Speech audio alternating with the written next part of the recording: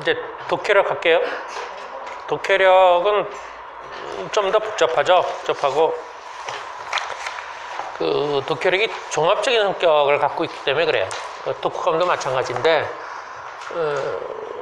기본적으로 저학년 같은 경우 독해는 제가 농담처럼 얘기하는 게 골목대장이 독해를 잘한다는 것처럼 독해는 좀 포괄적으로 이렇게 전체적으로 보는 거거든요. 일단 중심을 잡아야 되잖아요. 근데 어릴 때 독해력이 높은 애들이 기억력 이런 게 없는 상태에서 독해력만 높은 애들은 약간 감으로 잡는 거예요. 감으로 주제를 잡는 거라서 일단 주제에 해당되는 걸 잡아야지만 독해를 했다고 보는 거니까. 그래서 별로 바람직하지도 않고, 그리고 독후감대에 나오는 걸 상당수는 다 연습 비슷하게 하기 때문에 이미 주제나 이런 것들을 힌트를 주거나 이미 안 상태에서 나오는 거라 별로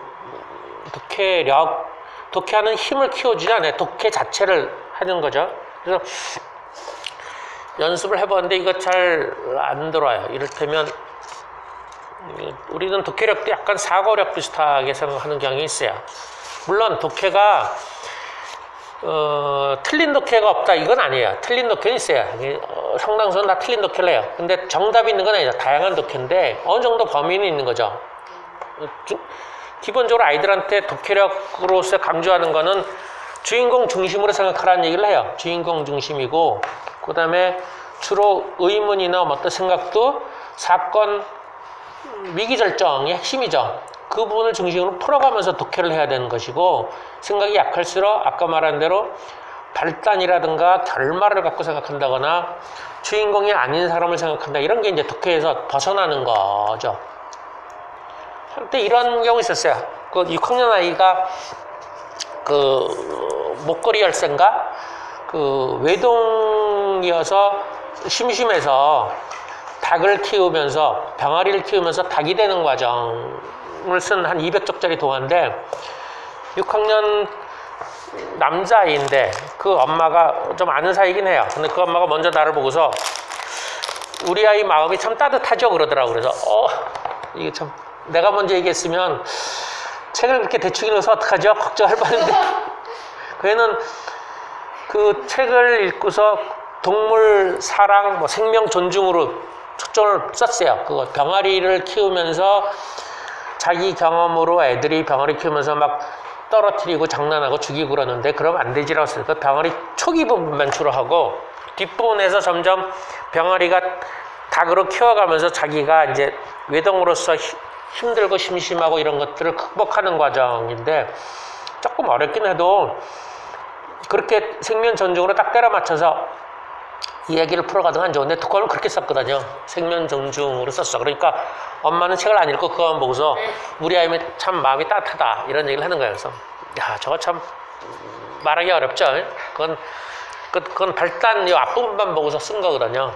생각보다 그런 경우가 많아요. 근데 200쪽, 300쪽 되는 경우는 부모들이 책을 안 읽어서 그 아이가 쓴 거를 이제 그런 식으로 하고 학교도 마찬가지로 전 동화는 심하게 얘기하면 주제가 10가지라 할 정도로 전형적인 것들이 있어요.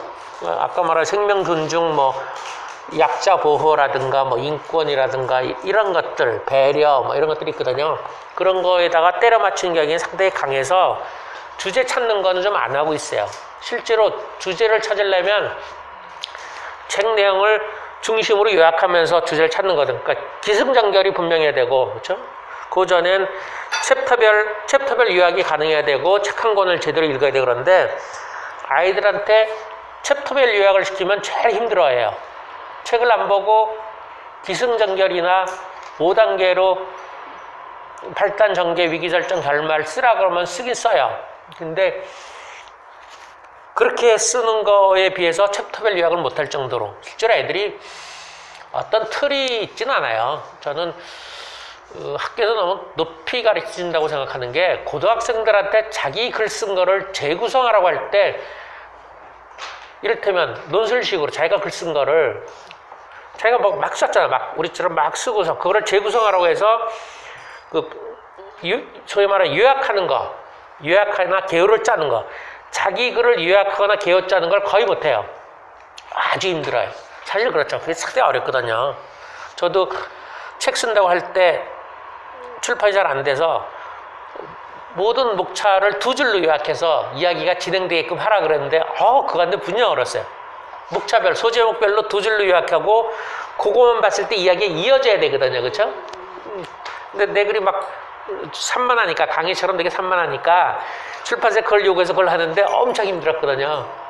근데 그거에 쉬운 게 아니에요. 그렇죠? 근데 그거를 너무나 근데 누가 제일 잘하냐면 실제로 국어 선생들이 제일 잘해요. 국어 선생들은 그렇게 보는 힘들이 상당히 있고요. 우리 형이 국어과 교수였는데 내가 이렇게 높은 애들 어쩌다 특별한 경우에 한번 봐달라 그러면 착 그렇게 문장별, 문단별 착 나눠서 착착 요약해서 봐요. 그래서 이게 논리 비약이고 이게 떴고 뭐 이런 걸 탁 보거든요.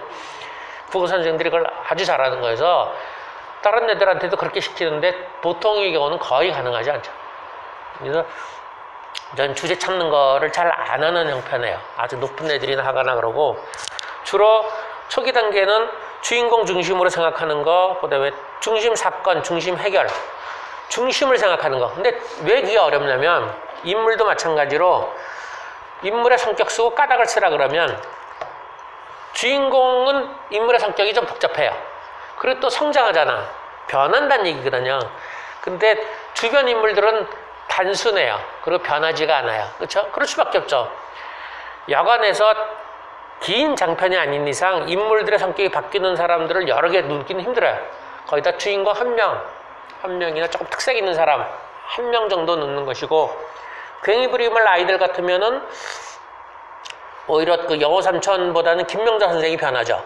그리고 영어 삼촌도 약간 초기에 변했고 김명자 선생이 나중에 변해서 아이들은 오히려 주인공이 영어 삼촌 같다고 할 정도로 변한 게 주인공이거든요. 아이들이 약간 처음엔 주인공처럼 나오다가 수동적인 인물로 가는 거거든요.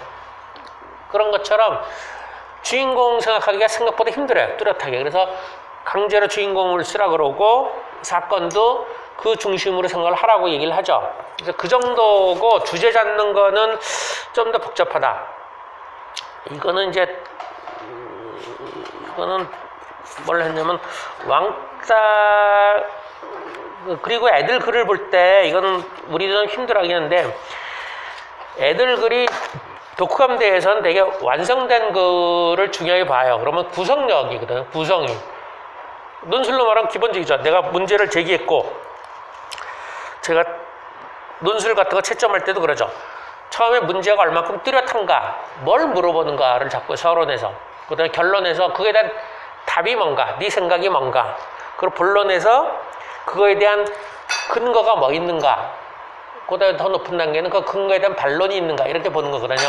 그래서 처음부터 글을 쭉 안 보고요. 채점하려면 서론부터 봐요. 서론에서 문제가 뚜렷하면, 뚜렷하지 않으면 80% 이상은 다 글이 엉망이에요. 그렇잖아요. 문제가 뚜렷하지 않은데 뒤에 이게 제대로 나올 수가 없잖아요. 문제가 뚜렷해야 되고요. 결론에서 자기 주장이 뚜렷해야지만 근거가 나올 수가 있어요. 그래서 서론, 결론, 본론 이렇게 보는 거죠. 남의 걸 평가할 때, 애들 레포트 같은 거 할 때 대학생들 그렇게 보고 실제로 그러는데 이렇게 완성되지 않은 연습하는 글은 그렇게 구성력으로 보면 안 되고요. 뭐 보냐면 어떤 핵심 관계 같은 것만 초점으로 보는 거예요. 그러니까 당신은 사라 같으면 이제 왕따 부분이니까, 물론 앞부분이 왕따고 뒷부분은 다른 얘기죠. 자기가 그걸 극복해가지고 이제 변호사가 됐으니까 다른데, 아이들은 그 얘기 너무 어려워하고 주로 왕따 부분이어서 그 평가 방향에 쓴 것처럼 아이들이 쓴 글 중에서 왕따의 원인이나 책임, 특히 부모에 대한 생각을 중심으로 발췌한 것이다. 이런 거예요. 그런 측면의 문단만 뽑아가지고 비교를 해보면 차이가 나타나죠. 대표적인 게, 몇 번이냐면, 잘 썼다는 게 4번에 4번. 제가 보기에 잘 썼다는 건가요? 그런데 미스여가 왕따를 당하고 나서 자살을 시도하고 나서 정말 미스의 엄마 아빠는 왜 미스를 크게 혼내지 않았을까? 사실 내가 미스의 부모라도 정말 안타까웠을지 모른다. 안쓰럽고 아이가 이렇게 제멋대로 변하더니 가슴이 찰나졌을 것이다. 그러나 그렇지만 아이가 잘못된 길을 가고 있는데 혼내지 않을 수는 없을 것이다. 부모를 차고 자기 멋대로 날뛰는데 가슴이 찢어질 것이다. 그래도 혼내는 건 혼내야 한다고 생각한다. 설마 미스의 부모가 그걸 몰라서 그랬을까? 내가 부모가 되어보지 못했으니 나도 이해 못하는 게 많은 것 같다. 미스여처럼 자신의 엄마가 자신의 이목만 생각한다고 착각한다면 정말 그게 착각하는 것 같다. 부모는 부모에게 자신의 이목만 챙기지 않을 것이다. 이 당시에는 외자가 그렇게 많지 않죠. 초기 2004년까지 초기에 그죠. 이렇게 이거와 달리 제가 잘 못 썼다고 생각하는 건 어떤 거냐면 이거는 어디 있더라?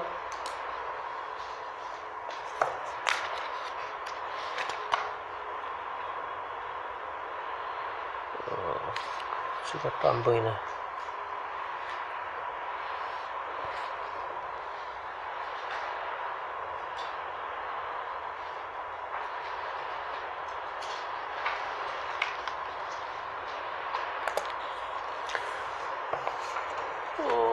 안 보이네. 가만 있어봐. 이게 또 어디 있는데?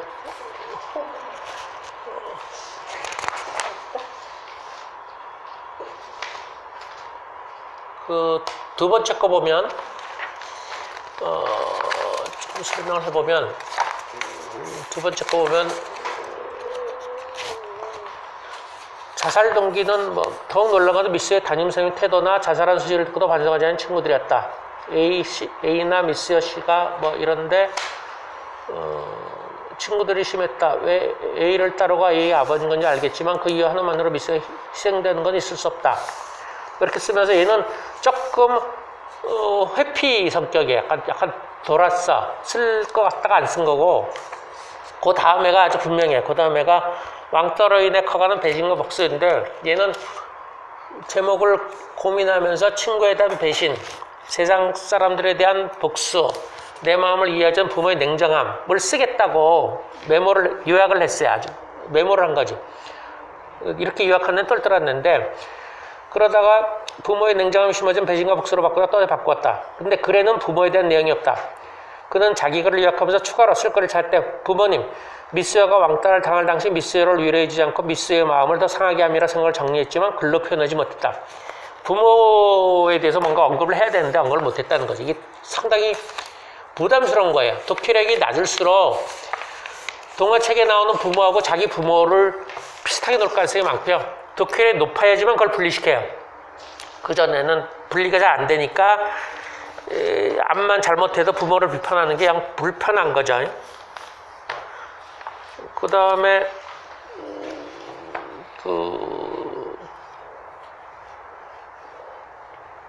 여기다 6번의 두 번째 문단. 물론 나도 미스의 과거를 다 안다. 하지만 이해가 되지 않는다. 왕따면 다른 학교로 보내고 다른 아이가 어울리면 되는데 그때 그 당시 부모는 선생 말만 믿고 미스의 말을 걱정하지 않으니 이해가 되려나. 그건 부모라고 말할 수 없다. 이런 게 강한 평가예요. 그렇죠? 그건 부모라고 말할 수 없다. 근데 아까 그 전에 쓴 애는 4번의 걔는 부모가 정말 그랬을까? 잘 몰라서 그랬을까? 부모는 미스여처럼 자신의 엄마가 자신의 이목만 생각하다 착각하는 게 착각하는 것 같다. 그러니까 부모가 왜 그런지 잘 모르겠다라고 쓴 거고요. 그렇죠? 6번의 걔는 그건 부모라고 말할 수도 없다라고 부모를 평가한 거야. 잘못됐다고 평가하는 거야. 이거는 이제 애가 문신을 하려고 그래서 야쿠자에 들어가서 문신을 하려고 그래서 부모의 도장을 받아야 되는데 엄마가 그냥 울고 이러니까 엄마를 발길러 차면서 뭐라 그랬어요. 엄마. 자기를 혼내주지 않는 것에 대해서 오히려 거꾸로 화를 내는데 그런 상황에 대해서 한 명은 부모가 왜 그랬지? 정말 이해가 안 되네 그런 거고 한 명은 그럼 부모라고 말할 수도 없어. 전 그런 걸 독해력 차이로 보는 거야. 단정짓는 애들은 독해력이 낮은 거라고 보는 거야. 그 다음에 부모를 피하는 애 있고 그쵸? 부모에 대해서 언급을 감히 못하는 애 있고 얘는 부모를 틀렸다고 지적하는 애고 그 다음에 또 하나 이쪽 대치중일의 8번 또 문제점은 오늘날 교육이 현실이다. 요즘 선생님들은 아이들을 방치해둔다고 생각하지 않는가. 신문 기사에 따르면 아이들을 부활했다 학교마다 더 무서운 곳으로 변해간다 한다. 이렇게 크게 보는 거를 요즘은 잘한다고 보는 것 같아요. 이건 책을 대충 본 애들이에요. 대충 본의 특징, 특히 중학교 넘어가면서 포괄적으로 건드려. 책 속으로 들어가지 않고. 물론 높은 단계에서 이럴 수도 있는데 그러면 연결을 시켜야 되는데 얘는 연결 안 시키고 그냥 포괄적으로 왔어. 그래서 이런 거 보면서 이제 뒤에 보면 약간의 설명하는 게 독해력은 어떻게 성장하는가. 2번에 보면 책도 잘 읽고 사고력도 높다고 생각하는 아이가 있었습니다. 3학년 때 딱지 코딱지를 읽고 독학을 썼는데 고강이는 부끄러워야 돼 하고 훈계한 대목을 보고 참 독특하다는 생각이 들었습니다. 몇 번을 읽고 다른 선생님과 논의를 거듭하다 이것은 주인공을 본받아야겠다고 쓰는 것과 비슷한 결론을 내렸습니다. 그런 데는 많죠. 반성하는 거. 그게 제일 낮은 단계라고 저는 보는 거예요. 반성하는. 그 아이는 4학년 때 에밀은 사고뭉치를 읽고 나서 어렸을 때는 여간 장난친 게 아니었는데 어째서 훌륭한 인물이 될 수 있을까? 나는 그래도 에밀이 착하다고 생각한다. 는 문장을 보고 핵심의 의문을 가졌는데 빨리 포기했다고 아쉬워했죠. 얘는 에밀의 사과뭉치는 한 150쪽 글자 큰 건데 서론에 해당하는 앞부분에 에밀은 나중에 훌륭한 사람이 됐단 말이 나와요. 그리고 뒷부분에서 본론은 장난치는 얘기만 나요. 얘들한테는 그 법무사판의 어른판으로 에밀은 사과뭉치와 똑같은 개구장의 미실이라는 책이 있어요. 앞부분에 한 6분의 1이 똑같고 나머지 내용이 달라요. 왜 그런지 모르겠어. 그런 개구장의 미셸을 이제 읽게 시켰어요. 이건 어른판으로 잘 자란 글씨도 2권인데 재밌어서 책 읽는 애들은 읽어요. 거기에는 교구장이라는 말이 나와요. 교구장. 커서 교구장이 됐다 그래요. 그래서 얘는 교구장이 뭔지 모르는데 뭐 이러면서 그런 걸 써요. 어째서 훌륭한 인물이 됐을까? 그건 한 거의 1000페이지 정도 되는데 내내 장난치기만 나와요. 그러니까 희한하잖아요. 장난만 쳤는데 어떻게 훌륭한 사람이 됐지? 이렇게 서론 부분하고 앞부분에 이야기가 다른 거하고 맨 뒤에 얘기하고 연결을 시킨 거잖아요. 이렇게 연결시키는 얘밖에 없어요. 이거 독감 쓰고서. 근데 더 재밌는 건 그거죠. 어떻게 훌륭한 사람이 됐을까 이렇게 썼는데 제가 그 다음에 야 이어서 더 써봐 그랬어. 더 써봐라 그랬더니 착해서 에밀이 착해서 훌륭한 사람이 됐다 그랬어요. 이건 보고서 아쉽죠.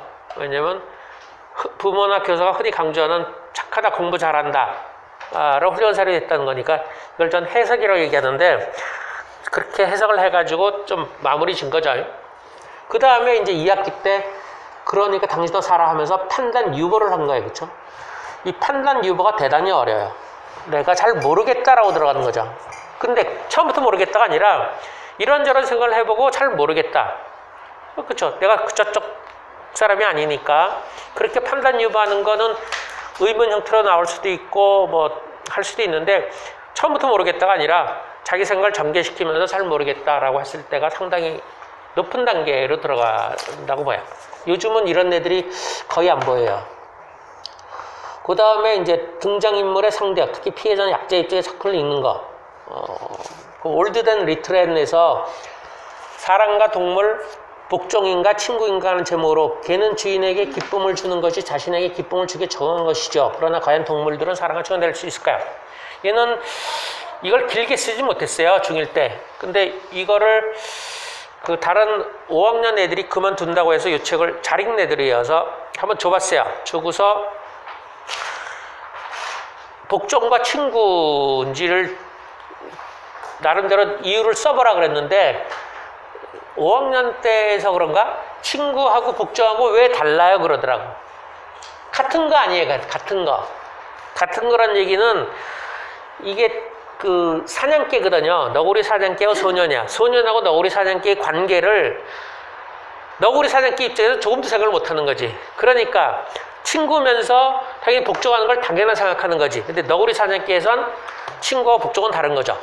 소위 말해서 주인하고 우리 조선시대 주인하고 노예건 하인이건 약자하고 봤을 때 주인이 야 우리 친구야 그래도 결코 약자들은 그거 착각하면 안 되죠. 그렇죠? 아무리 친구야라고 하더라도 어느 선은 거야 되죠. 그렇죠? 근데 윗사람은 똑같은 거야 라고 생각하죠. 똑같은 거. 밑에는 친구랑 복종은 확연히 다른 거죠. 그러니까 약자 입장을 못 들어가는 걸 보고서 정말 그렇구나 그랬어요. 그래서 이런 거 보고서 저는 지금 독해력에서는 큰 틀로는 판단 유보다 그 정도가 나오면 상당히 높은 단계 정도로 보고 그 밑에 뭐 피해자 입장에서 보는 거 이런 애들은 거의 없으니까 옛날에는 중2 정도의 독후감이 최고였어요. 고등학생 때도 올라간 애들이 아주 드물어요. 공부를 안 하는 애, 공부를 포기했거나 성적에 신경 쓰지 않는 애만 올라가고요. 그렇지 않은 애들은 딱 멈춰요. 근데 최근은 6학년 아이들이 최고예요. 중학교 2학년 때도 안 올라가. 되게 6학년 때 올라갔다가 그 다음 중학교 2학년 때가 올라가거든, 일반적으로. 그리고 고등학교 때 올라간 애는 성적 신경 안 쓴 애만 올라가는데 그런 애는 아주 드물고 그런 애들은 되게 국어 점수가 안 나와 또. 국어 점수가 정답만 요구해서. 요즘은 아예 중학교 2학년도 안 나와요. 6학년 때 거의 다 멈춰요. 기본적으로 학교 공부하면 멈추게 돼 있어요. 재밌는 게 시험 공부를 하기 전보다도 시험 보고 나서가 더 멈춰요. 시험은 사고를 멈추게 하는 경향이 좀 있어요. 그래서 시험 끝나고 수업할 때는 정말 떨어져요. 확 떨어져. 외자도 없어지고요.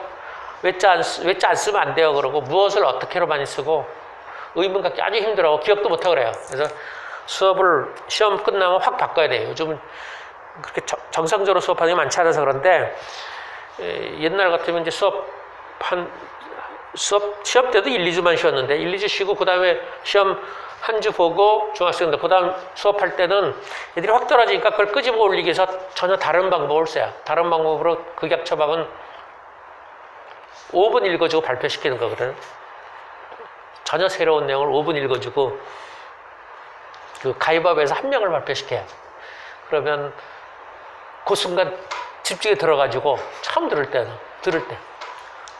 제가 5학년 애들한테 그걸 다른 이유로 했는데 내가 못한다고 생각했는데 잘하더라고. 그래서 책을 높여봤어요. 계속 책을 높이는데도 잘해요. 신기하네. 근데 나중에 알고 보니까 뭐 차이가 나냐면 잘하는 애들은 5분 읽어주고 잠깐 발표하고 3분 발표하고 5분 읽어주고 3분 발표하잖아. 그게 4차례 갈 때까지 잘한 애들은 약간 떨어지는데 못한 애들은 툭 떨어져요. 툭 떨어져. 그러면 10분 정도까지는 하는 거야. 그러니까 집중 못하는 애거나 공부 못하는 애들이 처음에는 듣는 거예요. 처음에 들어. 한 5분, 10분 듣는데 그 다음에 그걸 이렇게 묶거나 뭘 구성을 못하니까 소위 말해서 자기가 머릿속에 틀이 없어요. 서론, 본론, 결론이나 처음 가운데 끝이 있어가지고 지식들을 이렇게 자기 틀에 이렇게 집어넣어야 되거든요. 그래야 되는데 그게 없으니까 예전에 기억한 거, 금방 기억한 거하고 새로 들어온 내용하고 이게 관계가 없이 이게 충돌하면서 날아가는 거예요. 그래서 한 두 번쯤 지나면 거의 못 하더라고요. 아, 그 차이구나. 그러니까 내가 그때 걔한테 미안하다 그랬는데 처음은 집중하는 거예요. 처음은 나름대로 애쓰면 집중이 되는데 그걸 어떻게 통합을 못하니까 충돌을 일으켜서 기억 간섭을 일으켜 날아가는 거거든요. 그러니까 못하는 애일수록 짧게 찾게 해야 되는 거고 잘하는 애를 길게 해야 되는 그런 거죠. 그래서 요즘 애들은 이제 이 정도 독해력으로 따지면 판단 보류보다도 생각을 전개시키는 정도 사고력 부분이죠. 어느 정도 사고력이 나와야지만 사고력은 생각을 전개시키는 힘이고 독해력은 그 중요한 내용 부분을 사고를 전개시키면 되는 거거든요. 그러니까 조금 다른 성격이죠. 중요한 내용을 전개시켜야 되는 거고 중요하지 않은 내용 전개시키는 건 그건 독해는 아니죠. 그렇죠? 사고력만 있는 것이고. 근데 중요한 내용을 전개 안 시키고 딱 결론만 내리는 것은 독해는 했지만 독해력은 높지 않다고 보는 거죠. 그러니까 하여튼 저희는 그 능력으로 보기 때문에 좀 달라요. 그렇죠? 능력이니까 앞으로 성장할 거를 보는 것이고 평가는 독해잖아요. 독해 했다 안 했다, 사고 했다 안 했다는 건 그게 아니라 사고력, 독해력이거든요. 사고력이 좋아진다, 독해력이 좋아진다. 그러니까 가장 힘든 게 누구랑 비교하는 게 아니죠. 비교하기 상당히 어렵고요. 비교가 아니라 그 아이가 기억력이, 사고력이, 독해력이 그 전보다 좋아지느냐 안 좋아지냐 그거 보는 거예요. 상당히 물론 어렵게 돼요. 대개는 기억력 정도 보고 사고력도 힘들어하는데 좋아지느냐 안 좋아지느냐 다른 애보다 좋을 수도 있지만 그게 중요한 거 아니죠.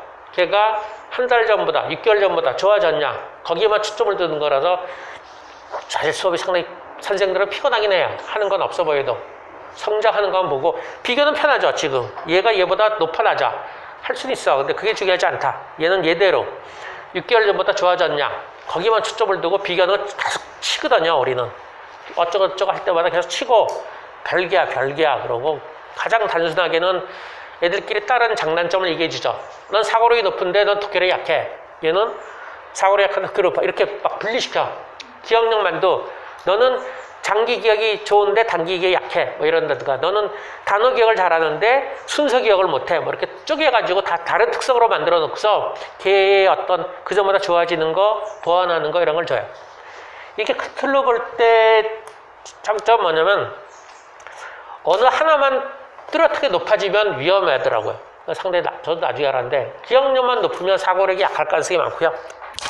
사고력이 높으면 기억이 약할 가능성이 많은데 대개 아이들은 자기가 잘하는 거를 써먹을 가능성이 많아요. 사고력 높은 애는 사고력으로 때우려고 그러고 기억력이 높은 애는 기억력으로 때우려고 그래서 그거를 이제 보완을 하는데 걔한테 그렇게 얘기하면 되죠.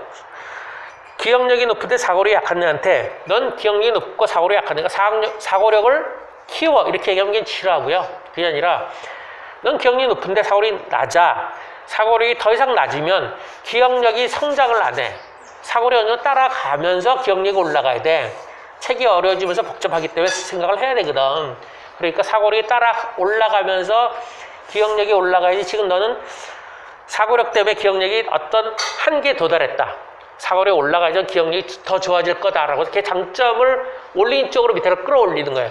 그렇게 해서 하면 조금 받아들여. 그래서 어떤 균형을 맞춰야 되는데 제가 여태까지 그걸 잘 못 맞춰서 기억력이 좋은데 또 사고력이 좋은데 좀 전반적으로 안 좋은 애들이 좀 있어요. 그래서 좀 미안하긴 하지만 참 어려운 거예요. 기억력, 사고력은. 하여튼 여기까지 일단 하고 또 질문 받겠습니다. 예. 저희가 이제 이민을 가진 않는 이상 아이들이 이제 한국 사회의 어떤 교육 과정에 있는 시험 같은 걸 봐야 되잖아요. 수능도 마찬가지로. 근데 수능 언어 영역 같은 경우에는 이제 그 문제가 원하는 답을 찾는 연습이 되어 있어야 하는데 지금 이렇게 독해하면서 나의 생각이나 사고력 이런 거를 많이 쓰게 되고 이러면 오히려 답을 찾는 게 어렵지 않을까 하는 생각이 좀 드는데 이거 어떤지 초기 단계. 이거 애들은 초기 단계고요.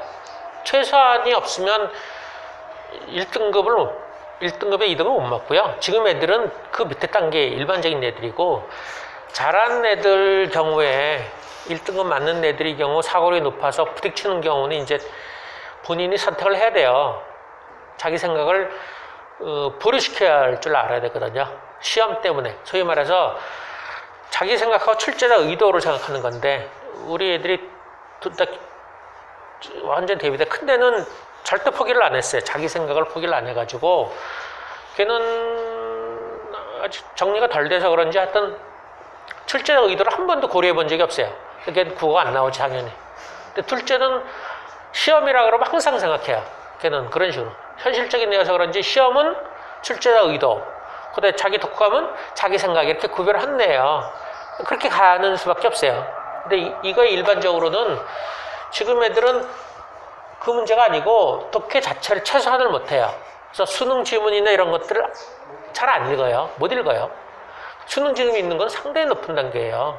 그러니까 지금 자기 판단벌이 이런 것 이건 동화니까 그렇지 수능 지문은 거의 이론서들 중에서 그 요약 비슷하게 한 5문단 정도이거든요. 그거를 문제 제기랑 결론이랑 이렇게 정리하면서 소위 말해 기승전결이나 이런 식으로 이렇게 정리하면서 그걸 분석하려면 상당히 높아야 돼요. 책을 훨씬 많이 읽어야 돼요. 어떤 형태라고. 근데 물론 책을 이렇게 읽는 거는 어떤 측면이냐면 책을 그냥 읽으면 애들은 고등학교 되면 되게 판타지로 밖에 못 가요. 내용 있는 걸로 못 가게 돼 있어요. 내용 있는 걸로 가려면 생각을 해야 되거든요. 근데 지금 여러 가지 분위기상 생각하면서 책을 읽는 애는 없으니까 이렇게 시키죠. 그래서 책을 읽는 애들도 판타지 또는 우리나라 쉬운 소설주, 내용 두꺼운 이렇게 가고 조금 생각하는 힘이 있는 애들이나 반대로 그건 있어. 명작으로 간 애들 있어요. 명작으로 간 애들은 겉돈다고 봐요. 그건 겉돌아. 생각이 없거나 가요. 명작일수록 고전이나 명작일수록 생각을 안 하게 되죠. 그러니까 독해하는 놈은 약간 있는데 많이 보면 그것도. 근데 그 애들이 이제 논술이라든가 그 나중에 문제죠. 우리 경우는 약간 국어 쪽은 아니에요. 사실 우리는 언어 능력이라서 사실 공부에 기본되는 형태고 언어 전반에 가깝죠. 그래서 그 기초적인 공부하는데 기본된 학습 능력, 그다음에 사회에서 어떤 의사소통 능력 이런 쪽으로 강하고요. 국어는 우리나라 국어가 특별하기 때문에 거기에 플러스 기술을 좀 집어넣어야 돼요. 우리식으로 쓴다고 해서 독학은 잘 못 쓰거든요. 거기에는 뭔가 자기 경험을 집어넣어야 돼요. 우리 자기 경험 집어넣는 거를 크게는 잘 권하지 않거든요. 그러니까 그건 플러스 알파 어떤 기술을 집어넣어야 돼요. 국어가 됐건 독학감이 됐건 되고, 우리는 그 밑에 깔려있는 어떤 기본적인 언어 능력을 키우는 쪽에 할 거예요. 제가 느껴지기에 기억력이라든지 집중력을 정말 책이라는 것 자체를 읽으면서 그런 길러진다면, 사고력은 그냥 들려주기, 읽어주기만 많이 한다고 해서 저절로 길러지는 건 아니겠다라는 느낌을 받았거든요. 뭔가 아까도 말씀하셨듯이 내가 어떤 구체적인 경험한 거랑 책이랑 부딪히는 지점에 상처가 생기기 시작한다고 하시면, 책만 많이 읽었다고 해서 그런 사람 일상 속에서 흔히 사람들이 말하는 지금 엄마가 어떤 책을 읽거나 주제에 대해서 엄마랑 같이 이야기를 한다던가 이런 것들이 뒷받침되면 더 발달, 구체적인 경험을 많이 하고 이렇게 해서 그게 좀 애매하긴 한데, 여전히 애매한 게 아니라 좀 죄송하기도 하죠. 사고력을 집에서 엄마하고 아이하고 하기에는 지금 너무 무리다라고 얘기를 해요. 지금 너무 쪼여있는 상황이어서 그래. 아이하고 엄마하고 편치가 않죠. 성적 등등으로 해서 아이가 경쟁 상태로 있는 상태에서 생각을 이렇게 자유롭게 얘기하고 엄마가 자연스럽게 받을 상황이 아니거든요. 그러니까 그렇지 않다면 옛날 같거나 뭐 자기 지리에서 살거나 성적에 부담이 없다면 아이가 이런저런 얘기하고 엄마 이런저런 얘기하면서 서로 이렇게 생각이 커질 수 있어요. 근데 지금 상황이 일반적으로는 전혀 그렇지가 않다는 얘기죠. 성적에 쪼여있고 뭔가 경쟁된 상태고 그러고, 엄마도 뭔가, 우리도 그런 애보다는 엄마가 문제죠. 어른이 문제죠. 어른이 그런 상황에 좀 갇혀있는 거거든요. 뭔가 여간해서 대학교 좋은데 안 가도 돼라는 얘기 하기가 정말 어렵잖아요. 그럴 수 있거든요. 그렇게 생각하는 사람이 있는데, 그런 정도의 큰 틀에서 아이한테 지금 현재 책만 읽고 성적과 문제집 풀어야 돼, 동화책 봐야 돼, 그럴 때 문제집 풀지 말고 동화책 봐, 이렇게 얘기하는 사람 별로 없잖아요. 그렇게까지 해도 쉽지 않은데, 그렇게 안 하는 상태에서 엄마가 아이한테 사고력으로 접근하는 건 상당히 위험하다. 그래서 가능하지 않다. 처음에 그 학교에 관해서 설명해 주셨을 때 아이가 학교에서 공부를 잘 못하면 그게 두려움이 생겨가지고 아이가 더 여유가 없고 긴장을 한 상태라고 얘기를 하셨잖아요. 그랬을 때 공부 안 해도 대학 안 가도 되게 편하게 이렇게 사고력을 키운다고 엄마가 이렇게 집에서 이렇게 하는데, 애가 학교 가서 내가 공부를 못해서 그런 상태로 긴장하고 두려움에 이렇게 일상생활이 이렇게 된다고 하면 아이 자체도 그런 상태가 되지 않을까요?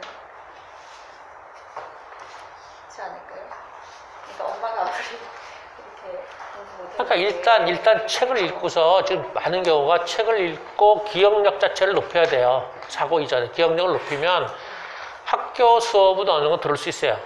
그 다음에 좀 여유가 생겨야 돼요. 여유가 생긴 다음에 아이 성향 따라서 사고력이나 아니면 부모하고 무슨 관계나 갈 수가 있는데, 지금 그러니까 별로 공부를 많이 안 하고 상위권으로 나와야 돼요, 성적이.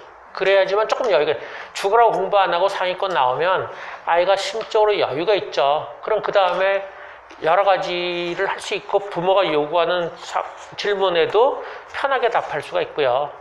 그러니까 저는 그게 급선무라고 보는 거예요. 일단 아이가 학교 생활을 거의 대부분 진행하기 때문에, 지금 코로나는 일단 예외고, 그렇기 때문에 빨리 이 언어 능력을 높여가지고 학원 가기를 죽으라고 안 해도 상위권 나오게끔. 근데 저는 그게 가능하다고 보는 거거든요. 책을 많이 읽으면. 일단 기억력부터 그래, 기억력부터. 근데 기억력이 우리처럼 뭐 줄거리 바쁘게 연습할 게 아니라 집중해서 책을 읽을 수 있는 환경을 만들어주면 올라가요. 좋은 그림, 책으로. 물론 엄마들의 경우, 엄마가 집에서 하다가 저한테 온 애들 보면 되게 책이 높아요. 책이 높은 책이 많아서, 그러면 애들은 이제 자꾸 쉬운 책 싫어해서 그래요. 그러는 거거든요. 쉬운 책을 보게끔 강제하는 방법이 줄거리 발표가 그 중에 하나예요. 나는 네가 이 책이 시시하다는 걸 아는데 기억하면서 읽는 게 좋으니까 네가 기억할 수 있는 걸 하자라고 자꾸 달래는 거거든요. 달래서 애가 내려오게 하는 거예요. 내려오게 해서 그 쉬운 책을 여러 번 읽으면서 따라서 차츰 올라가는 거거든요. 내가 얼마 전에 한데도 홈스쿨링이라는데 3학년 쌍둥이 여자인데 그림책을 잘 기억을 못해요. 아니 이렇게 집에서 뭐 이것저것 가르치고 뭐 했다던데 보니까 다 어려운 것만 가르쳤더라고요. 가르쳤어요. 그림책도 못할 정도여서 글책 중에서 제일 쉬운 거 반복이 많이 되는 아놀드 로벨 거를 계속 반복을 시키는 거거든요. 그래서 요 책 한 번 하고 요 책하고 다시 또 요 책하고 또 딴 책하고 또 요 책하고 이렇게 반복을 하니까 이제는 좀 하더라고요. 한 7, 8, 한 10쪽 안 되는 거 한 3분, 5분 하거든요. 그런 식으로 쉬운 책부터 들어가야 되는데 쉬운 책 들어가는 것 중에 하나가 줄거리 발표예요. 그러니까 줄거리 발표를 애들이 잘못해서 평가나 점검처럼 들어가면 애들이 저항하는 건데 이거를 자기도 약간 그런 느낌이 있거든요. 좀 기억이 잘 나야 좋거든요. 그러니까 그게 어떤 느낌으로 기억이 잘 나는 걸 하면 당연히 좋죠. 근데 자기도 주변으로 봐서 시시한 거 읽기는 싫거든요. 심한 경우 중학생 애들한테 못하는 애들 오면 책 빌려주기는 150쪽, 200쪽 빌려줘요. 그리고 여기 와서 발표는 그림책 갖고 하라 그래요. 그러니까 모양은 치워주는 거예요. 너 집에 와서 이런 거 읽고 그래도 듣고 보면서 제일 쉬운 거면 주죠. 당연히 발표 못하니까 여기 와서는 해. 그리고 빌려갈 때 또 다시 두꺼운 책 주는 거예요. 그게 체면이 있으니까 이런 걸 조정하면서 쉬운 것부터 올라가게 하는 거죠.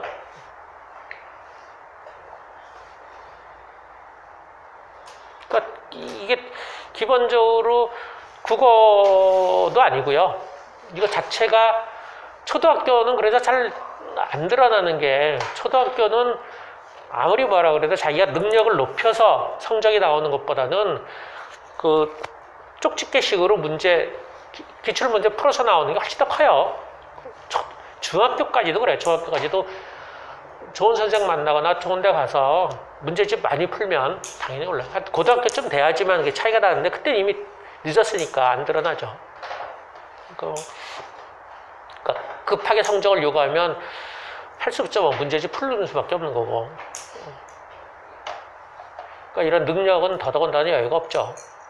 근데 길게 봐서 아이가 여유가 없으면 사고력은 전혀 안 생기니까 일단 여유부터 갖게 해야 돼요. 여유가 학교에서 성적, 경쟁, 비교로부터 여유죠. 내가 남보다 적게 공부하고 성적이 좀 나오면 여유가 생기는 거니까 난 아이들한테 엄마가 줄 수 있는 최고의 방법이 이거라고 봐요. 학교 생활에서 여유가 있어야 돼. 경쟁에서 심리적으로 여유가 있어야 되는데 그러려면 남보다 적게 공부하고 성적이 더 나오는 것밖에 없어요. 그럼 그걸 어떻게든 만들어줘야 된다. 내가 그냥 우리처럼 수업하면 제일 수업 안 하고 책만 읽어줘도 돼요. 책만 계속 읽어주고 물론 집중해서 읽는 형태여야 돼요. 간혹 형제 간에 경쟁으로 듣는 경우는 겉도는 경우도 많아요. 엄마 죽으라고 읽어줬는데 겉도는 경우가 좀 있어요. 형제 간에 이제 엄마를 독점하는 걸로 쓰고 내용보다는 이제 같이 있는 거 그리고 계속 엄마를 떠보는 형태로 질문 자꾸 그러는데 질문하는 게 생각보다 싹 좋은 건 아니에요. 그게 떠보는 형태거든요. 엄마가 좋아할 만한 내용을 질문하는 거라서 질문도 안 하고 집중하게끔 하는 형태로만 들어가고 그 다음에 이제 학년이 높아질수록 한 2학년부터 정도 높아질수록 녹음해서 배속을 높여가지고 들어야지만 집중이 가능하다. 그냥 엄마 목소리 읽어서는 집중을 안 한다. 이런 것들이 좀 들어가고 책이 이 핑계 저 핑계로 자꾸 낮은 거를 자꾸 반복해서 하는 거. 어떤 핑계를 대서라도 낮은 걸 자꾸 반복해야 하는데 그게 그지. 애가 자존심 상하면 결코 집중해서 안 들어요. 집중해서 안 읽고 난 시시해서 그랬어라고 들어가요. 그러니까 어떤 핑계를 대서라도 그걸 집중해서 듣게끔 만드는 거예요. 쉬운 책을 아니면 반복해서 또 읽게 하는데 그거를 이제 애가 자존심 상하지 않고 다시 말하면 자존심 안 상해야 집중하는 거니까 그렇게 하는 거죠. 그래서 39분이니까 시간 많이 됐죠? 좀 있죠? 그다음 하나 독감 쓰기 간단히 해야 되는데 독감 쓰기 여기 있어.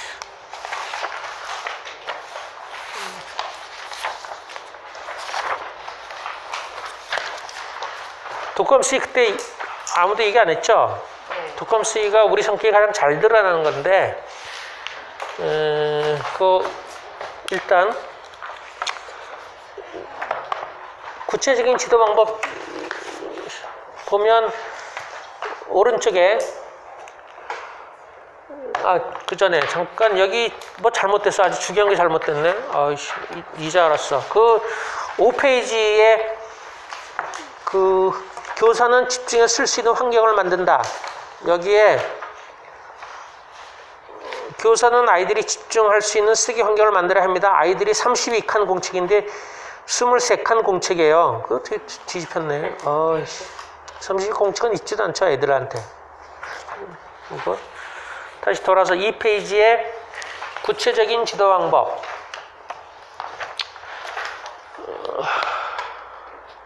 독학을 보통 4주에 걸쳤어요. 2차에 걸쳤을 땐 90분씩, 4차에 걸쳤을 땐 30분, 60분 이러는데 1차는 자기 머릿속에 있는 모든 생각을 표현합니다. 토해내듯이 글을 쓰라고 하죠. 무척 빨리 쓰게 시켜요. 그래서 6쪽 쓰게 시키는데 요즘 애들이 자꾸 못해서 4쪽으로 줄었어요. 빨리 쓰게도 요즘 애들은 못 써서 그런데 또 어떤 선생님은 여전히 6쪽을 쓰게 시키더라고요. 그러면 잘 써. 근데 초기에 선생님 따라서 자기는 도저히 못 쓸 것 같아 3쪽을 쓰게 시켰대. 그랬더니 더 못 써가지고 왜 소작은 6쪽을 쓰는데 3쪽은 못 쓰는가? 나도 질문한 거죠. 어떻게 된 거예요? 그래서 3쪽은 좀 곤란하다 그랬어요. 왜 그러냐면 아이들이 독후감이 백지가 돼요. 독후감을 쓸 때 아이들이 머릿속에 있는 게 기본 생각이 있어요. 뭐겠어요? 맞춤법 띄어쓰기부터 시작해서 내용 파악, 글씨체 등등 여러 가지 생각이 있어요. 독후감 쓸 때 상당히 부담스러운 것들이 있는데 3쪽 그러면 의학하는 게 그런 걸 다 맞춘 다음에 써야 된다는 생각이 들어가요. 3쪽 좀 방향이 맞네. 저걸 어떻게 쓰지? 한쪽도 맞는데 이런 거거든요. 근데 6쪽 그러면 그 선을 넘어섰어. 그래서 내가 그걸 무시하라 그럴 때 그게 말 되는 것 같아. 물론 3쪽 쓰라고 할 때도 무시하라 그러죠. 근데 그건 아닌 것 같아. 뒤통수 말지도 몰라. 그래서 그 심적인 그 장벽을 건너뛰어야 돼. 그래서 어쩌면 6쪽이 말지도 모르겠어. 나도 4쪽을 줄이니까 안 되는 것 같아. 다음부터 6쪽으로 높여야겠다. 3쪽, 4쪽은 그렇게 써서 3쪽, 4쪽이라고 생각한다면 의학하는 거죠. 그럼 한쪽밖에 못 써요. 그걸 넘어서야 돼. 그냥 토해내서 무조건 빨리 써야 돼요. 그리고 애들한테는 주로 얘기하는 게 그거죠. 생각한 다음에 쓰는 거 아니다. 그래. 그게 뭔 말인지 모르긴 하지만 어른들도 사실 마찬가지예요. 생각 없이 쓰는 거. 왜냐면 우리는 어떻게 생각하는지 모르잖아요. 고등학생이 한 명 그런 애가 있었어요. 초기에. 생각 좀 하고 써라 그랬더니 고1이니까 그런 얘기하지. 아니 어떻게 생각하는데요? 난 생각하는 걸 배워본 적이 없어요. 그래 맞아. 생각하는 걸 가르쳐준 적이 없어. 우리. 생각하라고만 했지 어떻게 생각하는지를 가르쳐준 적이 사실 없어. 그래서 무조건 토해내 쓰라고 하고 두 번째는 창의력 연습으로 사고를 전개하도록 한다. 그러니까 자기가 쓴 내용에 대해 다시 질문하고 답쓰고 토론하듯이 이어쓴다. 3차는 구성력을 연습한다. 중요한 문단이나 인물 등을 중심으로 순서를 정하고 문단을 바꾼다. 4차는 표현력 연습으로 문장, 어휘, 맞춤법 등을 본다. 이렇게 하는 거예요. 그러니까 우리가 주로 독감 쓰면서 고치는 게 표현력이에요. 이게 제일 낮은 단계고 작은 단계. 실제로 옛날에 서울대 논술 기준에서도 표현력은 10점이었어요. 100점 만점이 10점이었고 창의력이 40점이었어요. 제일 높았죠. 구성력이 30점, 그 다음에 구성 논중에 30점, 이해력, 독해 이해력이 20점 이랬는데 우린 표현력만 공부하는 거죠. 표현력이 문장, 어휘, 맞춤법 플러스 글을 매끄럽게 쓰는 것까지 다 표현력이에요. 그걸 맨 마지막에 하는 거고 3차에서 구성력은 이것도 이제 학년에 따라서 수제에 따라 하는데 중요한 인물 중심으로 번호를 매겨서 이제 바꾸라 그래요. 근데 그것도 구별하기 참 어렵죠. 그러니까 아까로 말하면 화열의 두꺼비 그러면 이제 두꺼비가 있고 이제 올빼미가 있잖아요. 부엉인가? 올빼미가? 그러면 두꺼비를 주어로 쓴 문단이 여러 개 있으면 그걸 하나로 모은 다음에 거기서 순서를 매겨야 돼. 중요한 것대로. 근데 그거 중요한 거 순서를 매기는 것도 상당히 어려워요. 잘 못하죠. 기본적으로 애들한테 글은 생각하며 쓰는 게 아니다. 심하게 얘기하면 어른도 마찬가지. 머릿속으로 생각한다는 건 대단히 어려워요. 대단히. 어른들도 잘 못하는 거예요. 보통 책을 한 2권 쓴 사람이나 강의를 많이 하는 사람들은 체계가 있어가지고 약간 생각할 수 있는데 저도 한 2-3권 썼고 그런데 그래도 생각하는 건 생각 좀 해봐야지. 산에 간다고 해서 2시간 산에 갈 때 생각하는 시간은 몇 분이냐? 거의 20분을 못 넘겨요. 생각 안 돼요. 생각하는 건 정말 어려워요. 어느 때 생각하냐면 내가 쓴 걸 보고서 생각하는 거죠. 쓴 걸 보고서 재구성할 때 생각할 수 있는데 처음부터 생각을 한다? 거의 가능하죠. 저는 머릿속으로 쓸 때 한 옛날에 잡지에다 이 위즈퀴즈 같은 거 쓸 때 한 페이지, 7페이지 정도 썼는데 A4로. 그러면 목차 정하는 게 상당히 커요. 목차를 정해야지만 한 페이지 정도 생각할 수 있어요. 그러니까 목차부터 정하는 거예요. 목차를 어떻게 쓸 것인가를 한 페이지당 하나의 목차, 목차 7개 정도를, 그러니까 6개에서 8개 정도 목차를 머릿속으로 계속 생각하고, 목차 하나당 한 페이지 생각하는 거죠. 그게 하루예요, 하루. 목차 정하는 거 쭉 며칠 생각하고, 목차 하나당 내용 생각하는 게 하루. 그 정도로 생각하는 건 대단히 어려워요. 그래서 애들한테도, 그리고 애들은 기본적으로 이렇게 쓴 거예요. 막 쓴 다음에 그거를 전개하고 이어가고 그 다음에 정리하는 거거든요. 이런 거를 생각하는 과정이라고 해서 독학을 이렇게 쓰라고 하는 거죠. 근데 잘 쓰는 애들, 학교에서 잘 쓰는 애들은 쓰는 특징을 보면 쓰면서 고쳐요. 쓰면서 고치고 앞으로 다시 막힐 때마다 앞에 거 읽고 또 고치고 잘 자란 거 하거든요. 소위 말해 표현력도 하고 순서도 받고 이걸 동시에 다 해요. 왜냐면 학교도 되게 한 번 쓰고 제출하는 게 끝이어서 대단히 안 좋은 버릇이에요. 이걸 분리시켜야 되거든. 머릿속으로 구성하는 거, 전개하는 거, 표현하는 게 제 생각엔 다 다르다고 봐요. 그러니까 지워가면서 창의적인 생각을 끄집어낼 수는 없어요. 창의 생각은 튀어나오는 것이고요. 엉뚱하게. 그리고 그것은 독특한 생각이 아니라 전개되면서 나오는 것이 좋은 것이고, 그다음에 구성은 뭐냐면 좋은 생각인데도 전체적으로 뭔가 어긋나면 자를 수밖에 없어요. 정말 잘라내야 되거든. 그래야지만 하나의 틀이 완성되거든. 근데 뭘 자를지 다 써봐야 하는 거니까 무조건 다 쓰는 거예요. 다 써고 그거를 어떤 주제나 어떤 제목으로 이걸 하나로 묶을 것인가 해서 거기에 벗어나는 거는 과감하게 자르는 거죠. 자르는 게 사실 더 어려워요. 높은 단계는. 그래서 우리는 애들한테